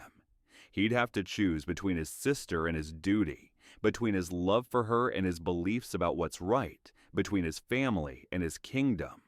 And Lux isn't sure which one he'd choose. She's pretty sure she doesn't want to find out, because there's a very real possibility that Garen, good person that he is, would choose duty, would turn her in because he genuinely believes it's the right thing to do, because he's been so thoroughly convinced that mages are threats that even his love for his sister might not be enough to overcome that programming. Imagine the worst possible jail experience you can think of. The most brutal, inhumane, degrading prison conditions. Now multiply that by getting your entire identity suppressed, your life force slowly drained, your very soul attacked every second of every day. That's the Petricite prison beneath Demacia's capital, and I'm not exaggerating even slightly. This place makes Alcatraz look like a luxury resort, makes the worst historical dungeons look humane by comparison. Mages get thrown in here, sometimes for life, sometimes for crimes as minor as someone said they saw you do something weird, just for being born different. They're chained up in anti-magic stone that actively hurts them, unable to use their abilities, unable to feel like themselves, slowly wasting away in the dark. Some of them are kids. Some of them never even used their magic, never hurt anyone, never did anything except exist. They're just there because someone reported them, because a mage seeker detected them, because Demacia's system is more brutal than a fed Rengar with full lethality jumping on you from fog of war with no counterplay. And the kingdom? The shining bastion of justice and righteousness. They just pretend this place doesn't exist. Out of sight, out of mind, sweep it under the rug and don't talk about it. It's griefing on a human rights level. Crimes against humanity being committed in the basement while everyone upstairs celebrates how great and just their kingdom is. The prison is built deep underground, carved into the bedrock beneath the capital city. You access it through heavily guarded entrances that most citizens don't even know exist. Every wall, every floor, every ceiling, every surface, all petricite. Solid, unbroken petricite surrounding you on all sides, pressing in on you, draining you constantly. The air down there is stale and damp, smells like stone and despair and human waste because the sanitation is minimal at best. There's no natural light at all, ever. No windows, no skylights, no connection to the outside world. Just dim torches spaced far apart that barely illuminate the endless rows of cells stretching into the darkness. The prisoners are kept in near total isolation, locked in tiny cells barely big enough to lie down in. Like, you can't stand up fully, you can't stretch out completely, you're cramped constantly, your muscles atrophying from disuse, your body breaking down from the confinement. They're chained to the walls with petricite shackles that drain their magic constantly, leaving them weak and exhausted and in perpetual pain. Because that's what petricite does to mages when it's in direct contact with their skin for extended periods. It doesn't just block their power, it actively pulls at it, rips at it, like someone's constantly trying to tear a part of your soul out through your flesh. It's described by survivors, the few who exist, as the worst pain imaginable, constant, and inescapable, like being burned and frozen and electrocuted all at once, but in your mind and soul, rather than your body. Some prisoners have been down there for decades, 30, 40, 50 years in the darkness, in the isolation, in the pain. They've forgotten what sunlight looks like, what it feels like on your skin. They've forgotten what fresh air smells like, what real food tastes like. They've forgotten what it's like to stand up straight or walk more than 3 steps or see another human face.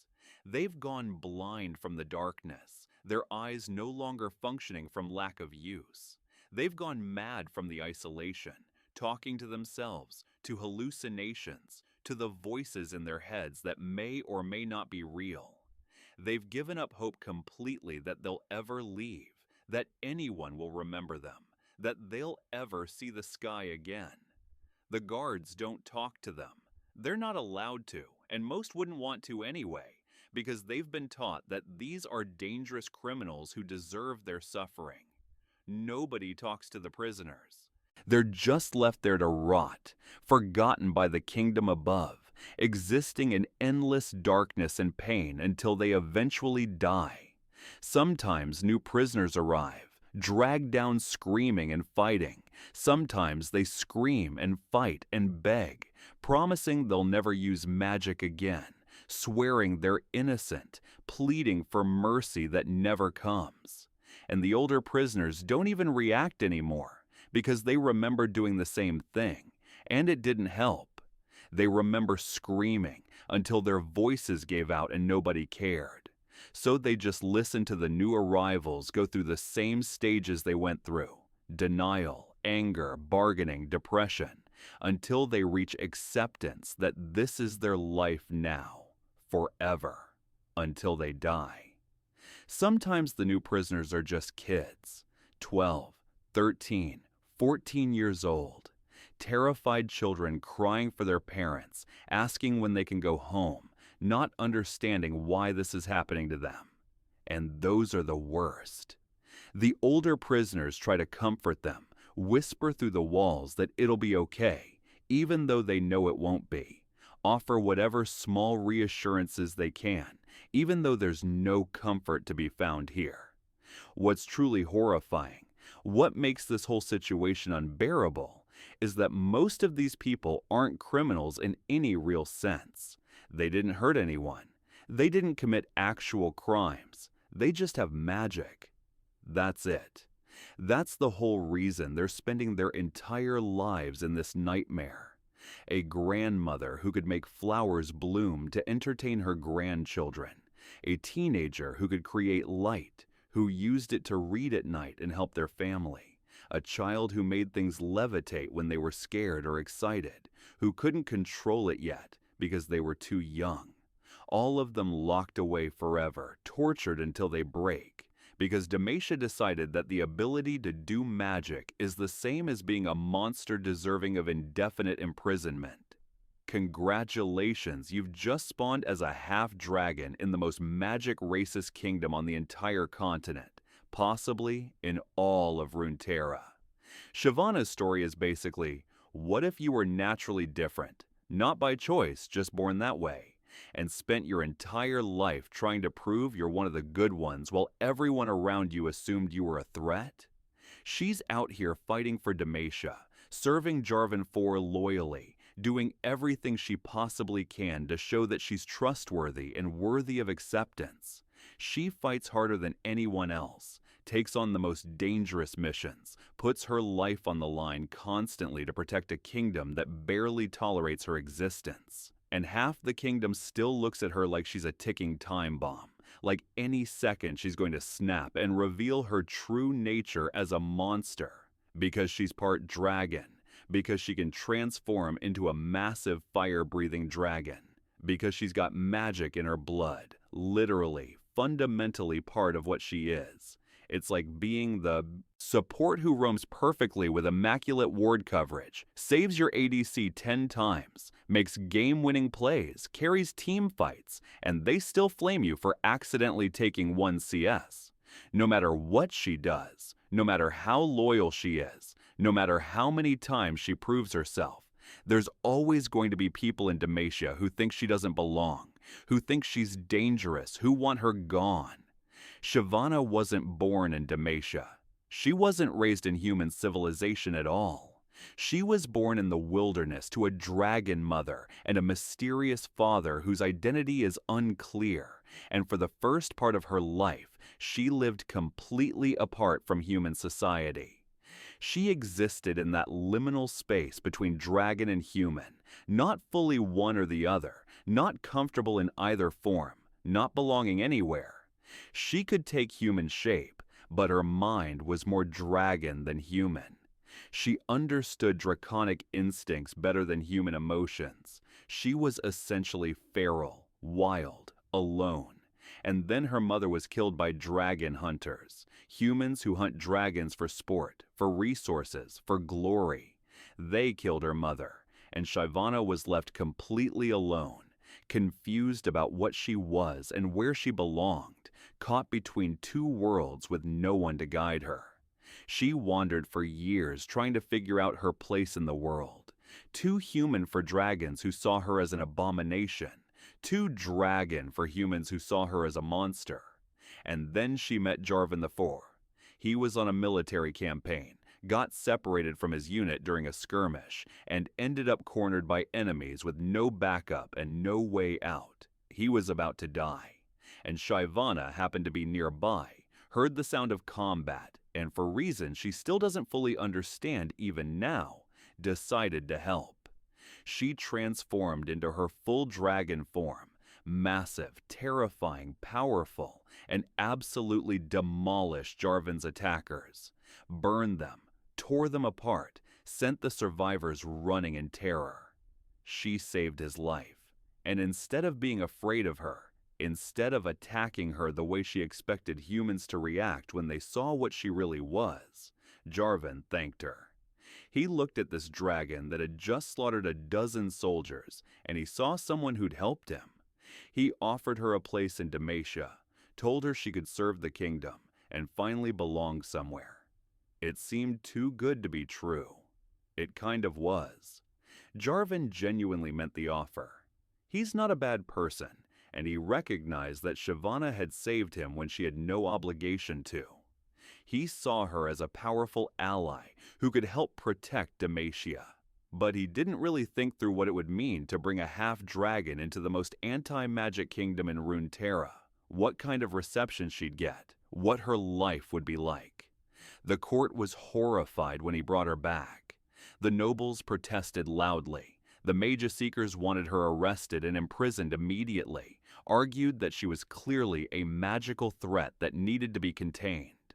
Only Jarvan's personal authority as prince, his status as heir to the throne, kept them from arresting her on the spot. So Shyvana was allowed to stay, but under very specific conditions, under constant scrutiny and suspicion. She had to prove herself constantly. She had to work twice as hard as any human soldier just to earn half the respect, had to take on twice the risk to get half the recognition. She had to endure people staring at her everywhere she went, whispering about her when they thought she couldn't hear, flinching away when she walked past like she might suddenly attack them.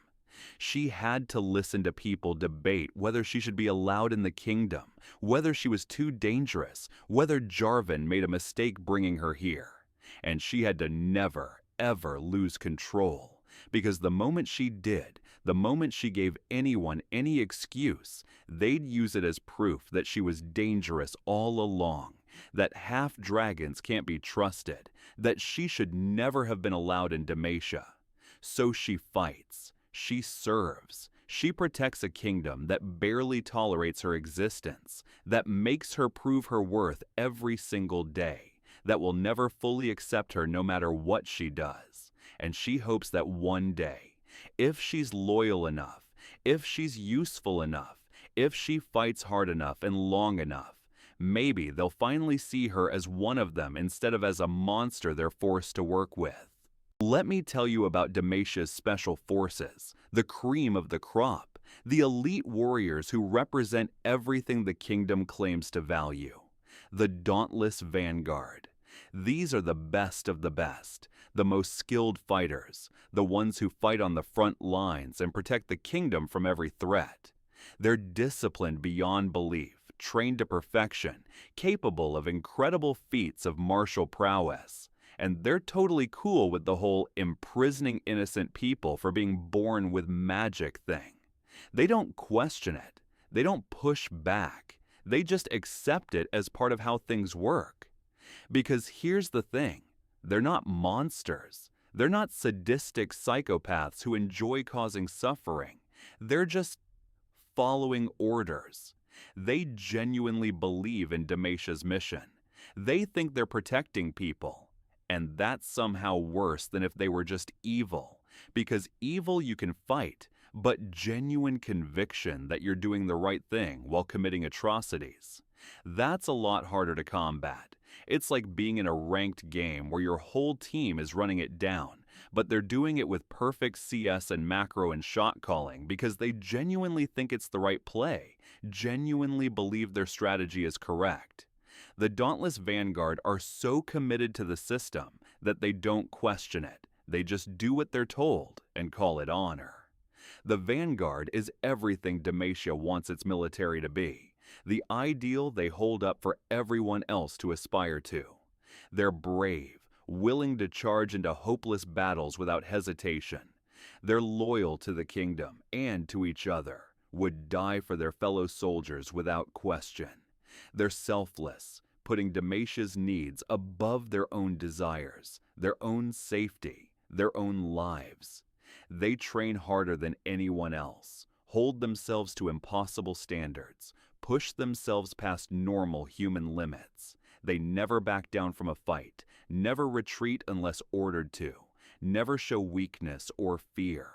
And those are genuinely admirable qualities. Courage, loyalty, discipline, selflessness. These are virtues worth respecting. The problem is that all that courage and loyalty and discipline is being directed toward maintaining an oppressive system, toward enforcing unjust laws, toward participating in systematic persecution. The vanguard doesn't just fight external threats, enemy armies, monsters, bandits. They also enforce internal control. They're the ones who back up the mage seekers when there's resistance to an arrest, when a family fights back, or a neighborhood protests. They're the ones who put down protests and rebellions when citizens push back against the treatment of mages. They're the ones who stand guard outside the Petricite prisons and ignore the screams coming from inside, who prevent anyone from getting too close or asking too many questions. And they do it because they believe they're protecting Demacia, because they've been told that mages are dangerous, that the kingdom's laws are just, that following orders is the highest form of honor. So when they're ordered to arrest an entire family for harboring a mage, they do it without hesitation. When they're told to execute prisoners who haven't had real trials, they do it and call it justice. When they see things that should horrify them, children being dragged away screaming, families torn apart, innocent people tortured, they push those feelings down and focus on their duty. Because questioning orders would mean questioning everything they've built their identity around, everything they've dedicated their lives to, everything that gives their existence meaning and purpose. Most members of the vanguard have been part of it since they were teenagers, recruited young and trained intensively. It's not just their job, it's who they are. Their entire social circle is the vanguard. Their friends are all Vanguard members. Their mentors and role models and heroes, all Vanguard. Their sense of purpose, their self-worth, their identity, all tied to being part of this elite group. Leaving would mean losing everything. Losing their friends, their purpose, their place in society. So they stay, and they serve, and they convince themselves that what they're doing is right, even when deep down, in moments they don't acknowledge, they know it's not. Now here's where it gets spicy, where things really start falling apart for Demacia. You can only oppress people for so long before they decide to fight back, before the pressure becomes too much and something breaks. And Silas kicked off the biggest mage rebellion in Demacian history, possibly the biggest threat the kingdom has faced since its founding.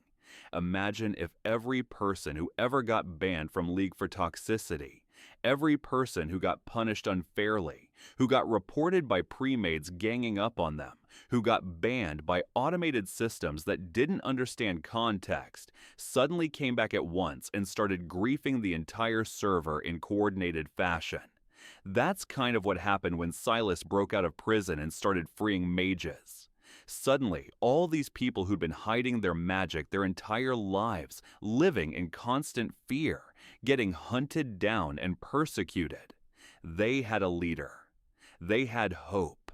They had someone telling them, "You don't deserve this. You're not monsters. You have a right to exist." And Demacia?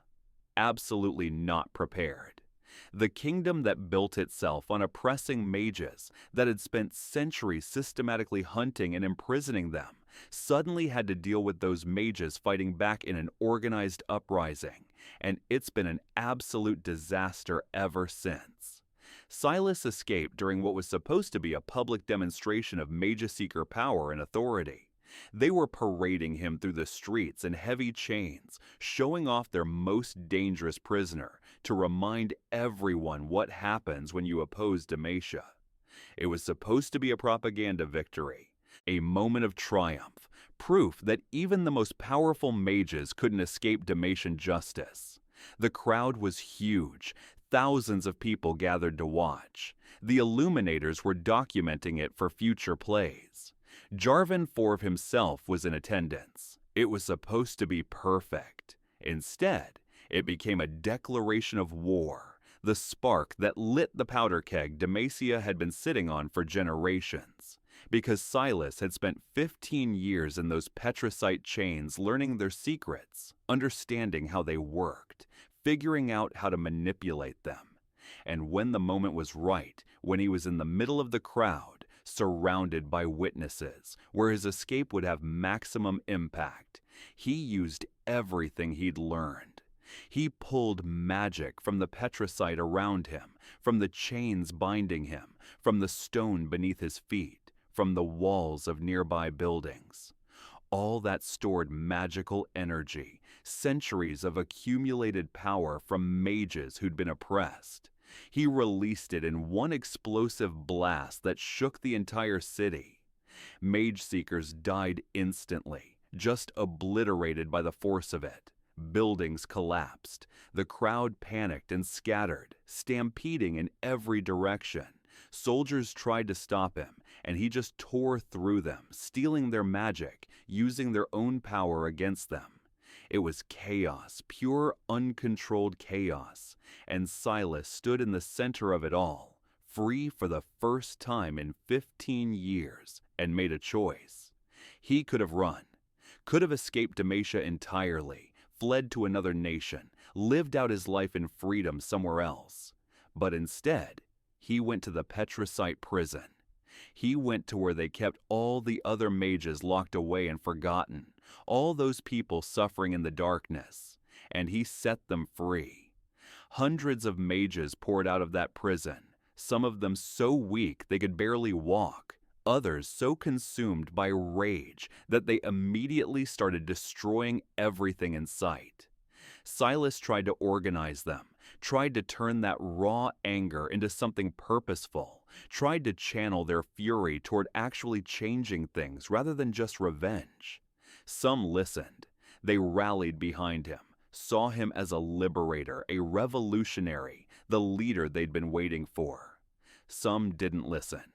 They just wanted to hurt the people who'd hurt them, wanted to make Demacia suffer the way they'd suffered. The resulting chaos tore through Demacia's capital like a wildfire. These weren't trained soldiers or experienced revolutionaries. They were bakers and farmers and teachers and children who just wanted to live normal lives. But Demacia had taken that from them, had locked them up and tortured them for the crime of existing. And now they were free and angry and had absolutely nothing left to lose. So they fought, and Demacia fought back. And what followed was a bloody, brutal conflict that neither side was truly prepared for. The rebellion spread beyond the capital faster than anyone expected. Mages who'd been hiding their entire lives heard about Silas and decided to stop hiding. They joined the rebellion, either because they believed in what Silas was trying to do, or because they knew Demacia would come for them anyway now that open conflict had started. Entire regions became war zones. Villages were destroyed in the fighting. Families were torn apart. People who'd lived as neighbors for years suddenly found themselves on opposite sides of a war. Let's talk about Quinn, the ranger who patrols Demacia's borders with her giant eagle valor, doing reconnaissance and border security. Quinn's out here doing her job, protecting the borders, scouting for threats, and she keeps running into situations where the enemy she's supposed to be apprehending isn't actually evil. They're just desperate refugees or mages trying to escape persecution. It's like being the jungler who actually looks at the map and actually pays attention to what's happening, and you realize your team is making objectively bad calls, but you're not sure if you should say something because everyone else seems so confident and you don't want to be the one causing problems. Quinn's loyal to Demacia. She believes in protecting people, but she's starting to ask questions. And in a kingdom built on blind obedience to authority, on not questioning the system, asking questions is dangerous. Quinn grew up in the rural borderlands, far from the capital's politics and propaganda. Her family were rangers and scouts, protectors of the frontier, people who lived close to the land and valued practicality over ideology. They taught her to judge people by their actions rather than by what they were or where they came from. If someone helped you, they were an ally. If someone threatened you, they were an enemy. Simple, practical, based on observable reality rather than abstract ideology. And that perspective served her well as a scout. She learned to read tracks and signs, to understand terrain, to predict threats. Most importantly, she learned to see situations clearly without letting bias cloud her judgment. If something looked dangerous, it probably was. If something seemed harmless, it probably was. Trust your observations, not your assumptions.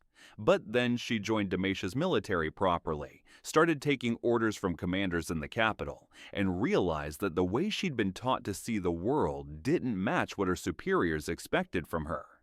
She'd report that a group of refugees at the border were just families looking for safety. Exhausted people, mostly women and children, clearly fleeing from something, clearly not a threat. And her commanders would tell her they were probably infiltrators, probably mages trying to sneak into Demacia, probably dangerous even if they didn't look it. Better to turn them away or arrest them for questioning. She'd encounter a mage in the wilderness and assess them as harmless, someone who just wanted to be left alone, who wasn't hurting anyone, who was just trying to survive. And she'd be ordered to arrest them anyway, to bring them back for imprisonment regardless of whether they'd done anything wrong. Over and over, Quinn's assessments based on what she actually observed conflicted with Demacia's official policy based on ideology. And that created cognitive dissonance, created questions she wasn't supposed to ask. Quinn's not a rebel by nature. She's not ideologically opposed to authority or naturally inclined toward questioning the system.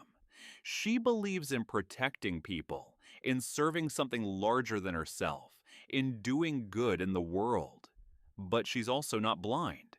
She can see when orders don't make sense, when the people she's told to treat as enemies are actually victims, when the system is causing more harm than it prevents. Like the time she found a teenage mage collapsed at the border, barely alive, covered in burns and scars from where mage seekers had tortured them during interrogation. The kid had escaped from a Petricite prison somehow, had fled through the wilderness with no supplies or preparation, and was trying to get across the border into literally any other nation where they might have a chance at survival.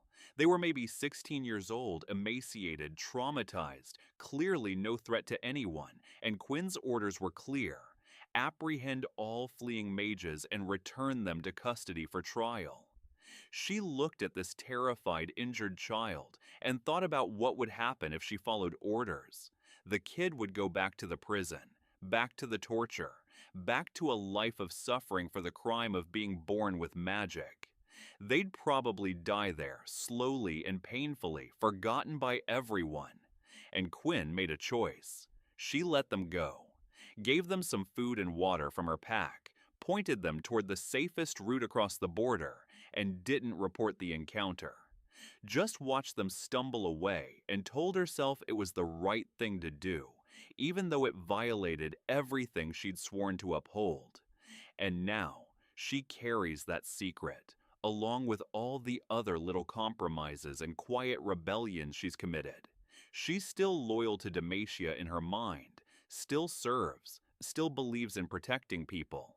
But she's starting to wonder what exactly she's being loyal to, what exactly she's protecting, whether the Demacia she thought she was serving actually exists, or if it's just propaganda covering up something much darker.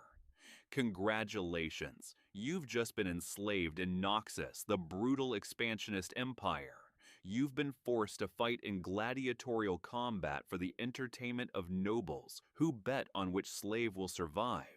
You've killed people you had no quarrel with because the alternative was dying yourself.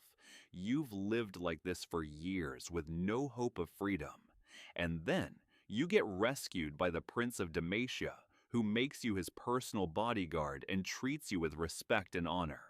That's Xin Zhao's story, and it explains perfectly why he's so absolutely ride or die for the kingdom, why his loyalty is unshakable no matter what. This man genuinely believes Demacia saved him, gave him purpose, gave him dignity, and represents everything good in the world. Because compared to Noxus, where he was literally a slave forced to kill for entertainment, where his life had zero value beyond providing spectacle, Demacia looks like paradise. It's like switching from a toxic solo queue team, where everyone's running it down and flaming each other, to a team that actually says GJ when you make a good play, that actually tries to win, that treats you like a person. Sure, they're still kind of problematic in ways you might not see at first, but at least they're not actively trying to murder you for sport. Xin Zhao's loyalty is absolute, unquestionable, and he doesn't see the kingdom's flaws, because to him, compared to what he came from, it's already the best option he's ever had. Xin Zhao's life before Demacia was genuinely, horrifically awful in ways that are hard to even talk about. He was captured by Noxian raiders as a young man, dragged to the capital in chains, and thrown into the fighting pits. The Reckoners, they called them. Arenas where slaves fought to the death for the entertainment of Noxian nobility. For years, Silas fought multiple times a week, sometimes against other slaves, sometimes against wild beasts, sometimes against condemned criminals.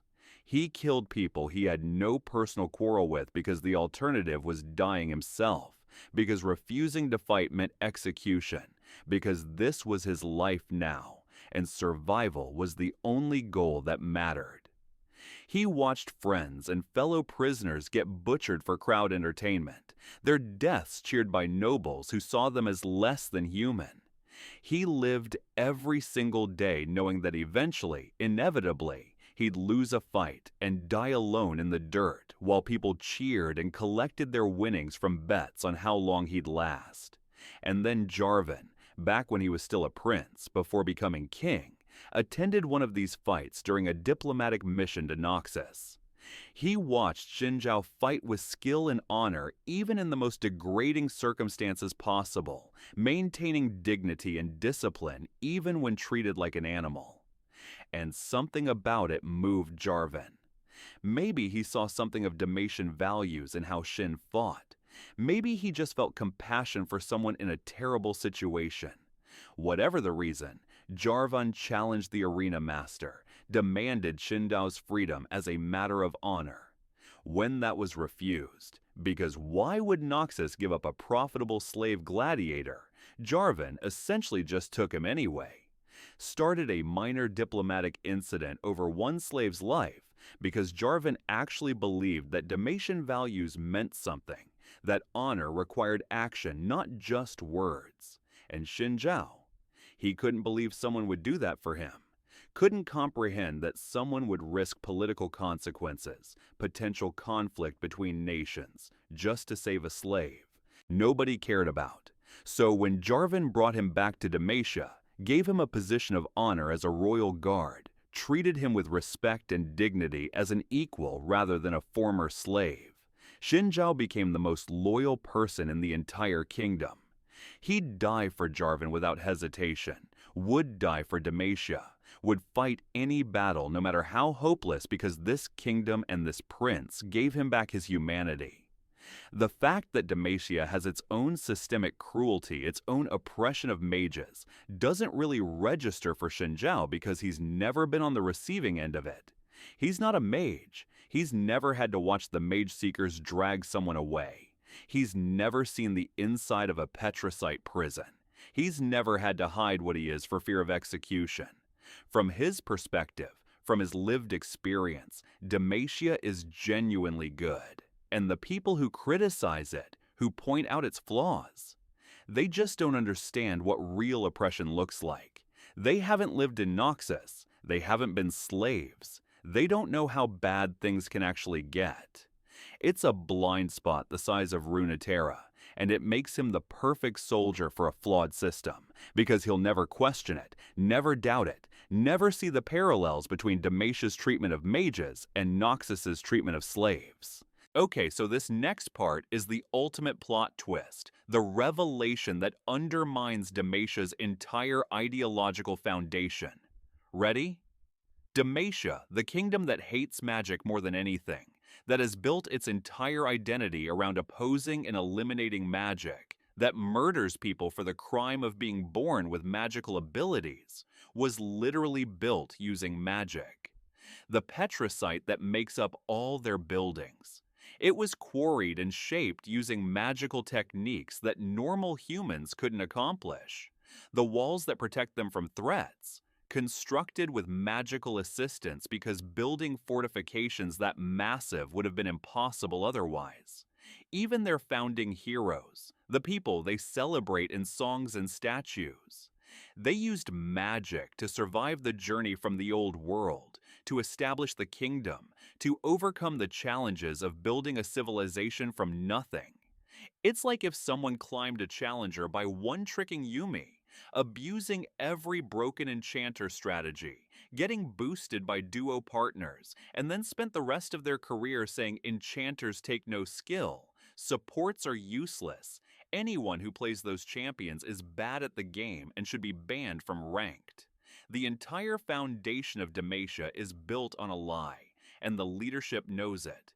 The old noble families, the ones who've been in power since the beginning, they know the truth. They just don't talk about it, keep it buried in private archives, make sure it never becomes public knowledge. Because if the citizens found out that their anti-magic utopia was built on the very thing they've been taught to hate, that their entire moral framework is based on hypocrisy, the whole system would collapse. The historical records are pretty clear if you know where to look, if you have access to the private libraries and archives that most people never see. The refugees who founded Demacia were desperate, starving people who just survived the apocalypse. They didn't have the technology or the manpower or the resources to build a kingdom from scratch. They were barely surviving, struggling to grow food, fighting off threats from the wilderness, dealing with disease and starvation. So they used magic. They had earth mages among the refugees who could shape stone, who helped quarry the petricite and form it into usable materials. They had construction mages who could lift massive blocks, could work with precision beyond what manual labor allowed, could build structures faster and stronger than would have been possible otherwise. They had healing mages who kept people alive during those first brutal years when food was scarce and disease was rampant, who prevented the entire refugee population from dying out before they could establish themselves. They had agricultural mages who helped crops grow in poor soil, who ensured harvests would succeed when failure meant starvation. Magic literally saved Demacia, made its founding possible, allowed these refugees to survive and build something new. And then, once the kingdom was stable and secure, once they didn't need magic to survive anymore, the leadership decided it was too dangerous and needed to be eliminated. It's the ultimate I got mine move, the most hypocritical betrayal imaginable. They used magic to build everything they needed to establish their power and security, and then decided nobody else should be allowed to use it. They kicked away the ladder they'd climbed up, burned the bridge they'd crossed, betrayed the very people who'd made their survival possible. They rewrote the history books, buried the evidence of magical assistance, destroyed records that contradicted the official narrative. They created a mythology where Demacia succeeded through pure human determination, hard work, and the divine blessing of Kale. Where magic played no role in their success, where they'd always been opposed to it, where their anti-magic stance was a foundational principle rather than something adopted later for political convenience. And the later generations genuinely believed that myth. Kids growing up in Demacia learn the sanitized version of history, where their ancestors overcame incredible odds through strength and determination alone, where magic is portrayed as the enemy they escaped from, rather than the tool they used to survive. But the nobles, the old families who've been in power since the founding, whose ancestors were there and knew the truth, they've seen the historical documents locked away in private libraries. They know their ancestors used magic. They know the real history. And they keep that information secret because admitting it would undermine the entire anti-mage ideology that keeps them in power, that maintains social control, that justifies the Mage Seeker Order and the Petricite prisons and all the oppression. And the most messed up part? Some of those old noble families still have mages born into them occasionally, because magic is genetic, runs in bloodlines, and you can't just eliminate it through persecution. So they hide their own children's magic, lock them away in secret rooms, or send them away quietly to live in exile somewhere, all while publicly supporting the persecution of other mages. They'll vote to expand the Mage Seeker Order, while their own daughter practices magic in a hidden tower. They'll attend executions of mages while their own son is hidden away to prevent discovery. The hypocrisy is absolutely staggering, almost incomprehensible. They'll report other families for harboring mages while doing the exact same thing themselves. It's like reporting someone for inting while you're actively running it down yourself, except the consequences are death and torture rather than just LP loss. So here's the final question, and it's genuinely a difficult one with no clear answer.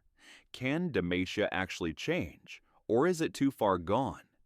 Can a kingdom this deeply committed to oppression, this thoroughly indoctrinated in an ideology of hate, this structurally dependent on persecution, actually reform itself? Or is it doomed to either continue down this dark path until it destroys itself from within, or face violent revolution that tears it apart? Because right now, the kingdom is basically in a civil war. You've got mages fighting desperately for their right to exist, for basic recognition of their humanity.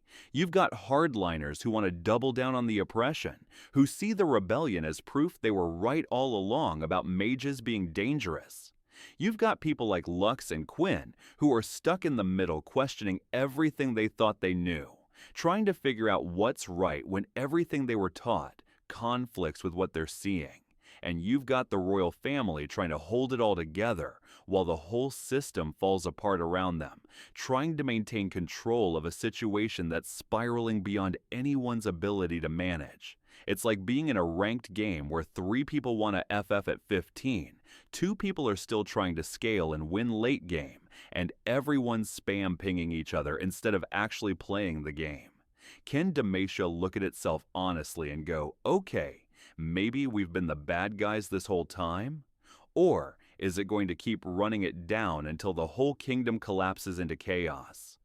Only time will tell, and honestly, based on historical precedent and human nature, it's not looking great. The Mage Rebellion has changed everything, has shattered the illusion of stability and order that Demacia maintained for so long. Before Silas broke out and started freeing mages, the oppression was mostly hidden from view, quiet, something most Demacians could ignore if they wanted to. Sure, there were occasional arrests and executions, but those happened to other people, to mages, to threats. The average Demacian citizen could go about their life without really confronting what their kingdom was doing in the shadows. But now? Now there are literal battles in the streets, mages and soldiers killing each other, buildings destroyed by magical and military conflict, entire neighborhoods evacuated, refugees fleeing the violence. Nobody can pretend everything's fine anymore. Nobody can ignore what's happening. The question is whether Demacia responds to this crisis by reforming, by acknowledging what they've done wrong, dismantling the oppressive systems, finding a way for mages and non-mages to coexist, or by escalating, by cracking down even harder, by trying to eliminate the mage threat through even more brutal means. And based on how things are going, escalation seems way more likely than reform. The hardliners, the people in positions of power who've built their careers on anti-mage policies, are calling for total war against the mages. Complete elimination. No mercy, no exceptions, no negotiations. They want to expand the Mage Seeker Order massively, give them even more power and resources. They want to build more Petricite prisons to house all the mages they're planning to arrest. They want to execute anyone even suspected of magical sympathies, anyone who speaks up for mages or questions the persecution. They see the rebellion as proof that they were right all along. Mages are dangerous, they are threats to Demacia, and they need to be destroyed before they destroy the kingdom. And a lot of regular citizens agree with them because they're scared and angry and looking for someone to blame for all this chaos and violence. But there's also a growing number of Demacians who are starting to question things, who are experiencing doubt for maybe the first time in their lives. People who've watched their neighbors, people they've known for years, who they know are good people, get dragged away for being mages. People who've seen the Mage Seeker's brutality firsthand and realized it's excessive and cruel. People who personally know mages who are clearly not monsters, who are just scared people trying to survive. These Demacians are quietly wondering if maybe, just maybe, the kingdom's policies are wrong. They're not speaking up publicly because that would be incredibly dangerous, would mark them as mage sympathizers and put them at risk. But the doubt is there, growing, spreading quietly through conversations in private. And doubt is incredibly dangerous to an authoritarian system that depends on everyone believing the same ideology without question. The royal family, specifically Jarvan the Ford, is stuck between these two opposing factions, trying desperately to navigate an impossible situation. He knows that if he comes down too hard on either side, he risks losing control completely and plunging Demacia into full civil war. If he cracks down too brutally on the mages, using overwhelming force to crush the rebellion, he'll create even more rebels. He'll turn moderates into radicals. He'll prove to every mage in Demacia that there's no hope for peaceful coexistence, that violence is their only option. And he'll possibly drive moderate non-mages into opposition too, people who'll be horrified by the brutality and start questioning whether Demacia is actually worth defending. But if he shows too much mercy, if he tries to negotiate with the rebels or soften the anti-mage laws, the hardliners will accuse him of weakness. They'll say he's betraying Demacian values, putting the kingdom at risk, maybe even that he's been corrupted by mages somehow. And they might try to remove him from power, either through political means or through outright coup. So Jarvan's trying to walk this impossible middle line, making compromises that satisfy nobody, watching his kingdom tear itself apart while he desperately tries to hold it together through force of will. And the truth is that Demacia probably can't go back to how things were before. The rebellion has exposed too much, broken too many illusions, forced too many people to confront uncomfortable truths they could previously ignore. Even if Demacia somehow defeated Silas and crushed the mage uprising completely, even if they imprisoned or executed every rebel and restored order, the fundamental problems would still remain. The system is broken at its core. The ideology is built on lies and hypocrisy. The oppression that seemed sustainable when it was hidden is now visible to everyone. And more people are starting to realize that you can't build a just society on systematic persecution of innocent people. Real change, meaningful reform, would require Demacia to completely rethink its relationship with magic, to acknowledge the horrific things the kingdom has done over centuries, to dismantle the structures of oppression, the mage-seeker order, the Petricite prisons, the propaganda machine, to hold people accountable for crimes against mages, to create new laws that protect magical and non-magical citizens equally, to integrate mages into society rather than treating them as threats to be eliminated. And that kind of change, that's really hard. It requires people in power to give up that power, to admit they were wrong, to face consequences for what they've done. It requires the population to reject beliefs they've held their entire lives, to overcome indoctrination that started in childhood. It requires building entirely new social structures to replace the ones being torn down. Most kingdoms don't successfully make that kind of transition. Most either double down on oppression until they collapse, or face violent revolution that destroys the old system, but creates new problems. So yeah, Demacia's future is incredibly uncertain right now. It could reform, could somehow find a path toward becoming a better place where mages and non-mages coexist peacefully, where justice actually means justice for everyone. Or it could double down on its worst impulses, become even more authoritarian and brutal, and eventually collapse under the weight of its own contradictions when the oppression becomes unsustainable. Right now, honestly, it's anyone's guess which way things will go. But if you had to bet on it, based on historical patterns and human nature, you'd probably want to short Demacia's stock, because this whole situation is looking pretty doomed. The kingdom built on lies is finally facing the truth, and the truth is ugly. So there it is. The truth behind Demacia's golden facade, the dark secret that the Kingdom of Light has been hiding beneath all that shiny armor and those inspiring speeches about honor and justice.